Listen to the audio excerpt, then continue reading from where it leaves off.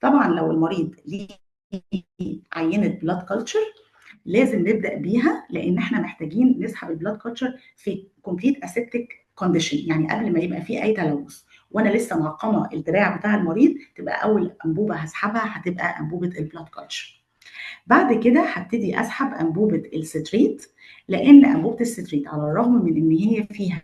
انتي كواجلانت، لكن انا ما ينفعش اتاخر في سحبها، لان بمجرد ما خرجت الدم من الجسم بدا يحصل اكتيفيشن لعوامل التجلط، فانا محتاج الحق بسرعه احطها على الماده اللي هتمنع ان الاكتيفيشن ده يكمل، لاني فعليا عايزه اقيس نسبه التجلط الحقيقيه اللي في جسم الانسان.